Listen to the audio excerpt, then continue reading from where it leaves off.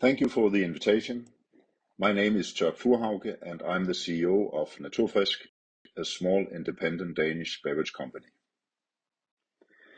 The company was founded in 1996 by father and son Niels and Nikolaj Rømer, who acquired a disused brewery to produce high-quality soft drinks made from natural ingredients cultivated without the use of pesticides or other harmful substances.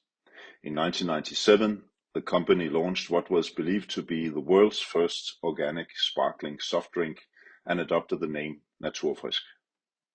Today, the company consists of a brewery and a distillery located on the island of Fyn in the heart of Denmark. We employ 30 people, including several with disabilities, and have adapted the workplace to support their needs. All our electricity comes from wind or solar power. We capture CO2 from our beer production and reuse it to carbonate our soft drinks. Cardboard, plastic, glass, and other production residues are all sent for recycling. Over the recent years, we have implemented initiatives and investments to reduce our yearly CO2 emissions by almost 100 tons. Each year, we donate approximately €30,000 to nature restoration projects in Denmark. We have also returned the green areas surrounding our production sites to nature, as shown in the pictures here. And all of our products are organic.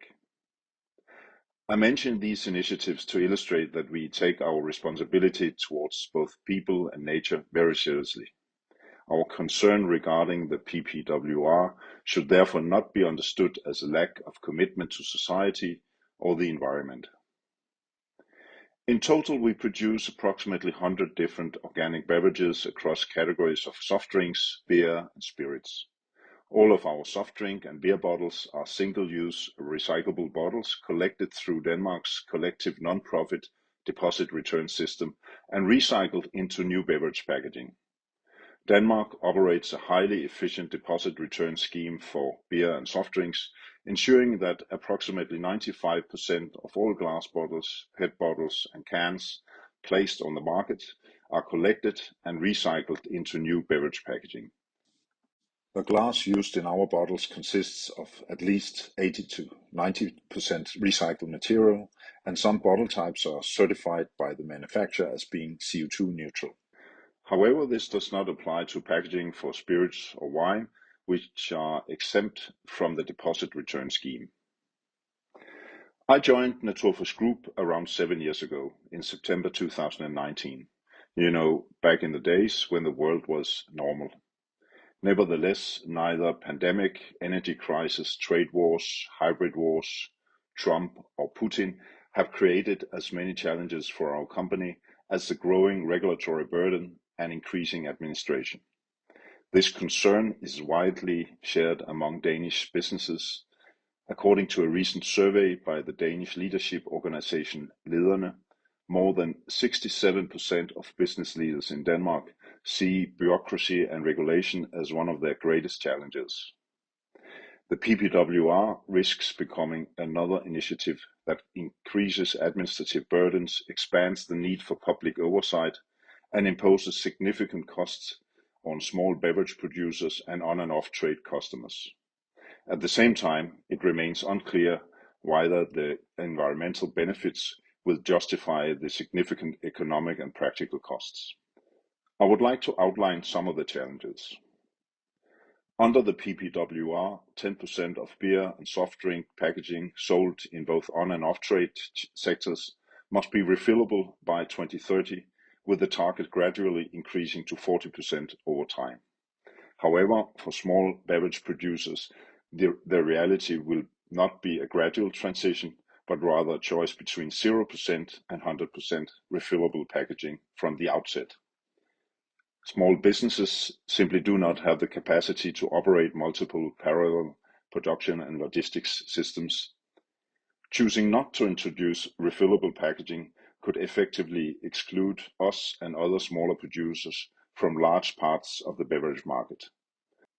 Our customers may ultimately require all products to be supplied in refillable bottles for reasons of efficiency and simplicity. This would require extremely significant investments for us and other producers. Transitioning to refillable bottles requires extensive capital expenditure on new production lines, packaging systems, washing infrastructure, trucks, warehousing facilities, and related logistics.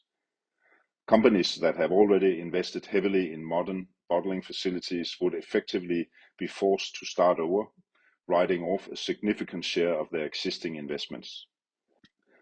For producers that currently manufacture exclusively in aluminum cans, it would mean building a completely new setup.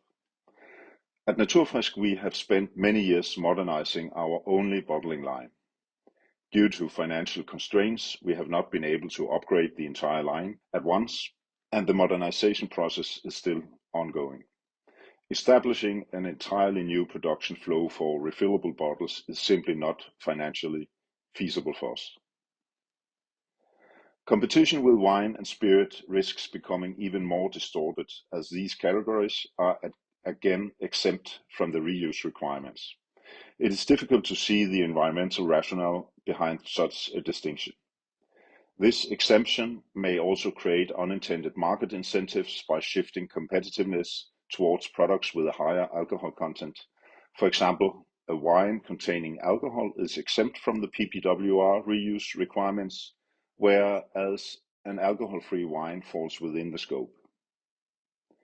Denmark, as mentioned, already operates a highly efficient system for the collection and recycling of beer and soft drink packaging.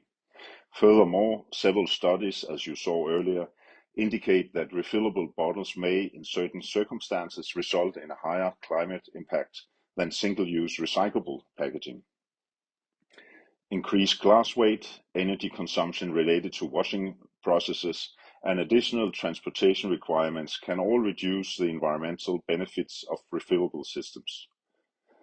And the studies do not even take into account the environmental impact associated with establishing entirely new infrastructure, including production equipment, washing facilities, transport capacity, and warehousing.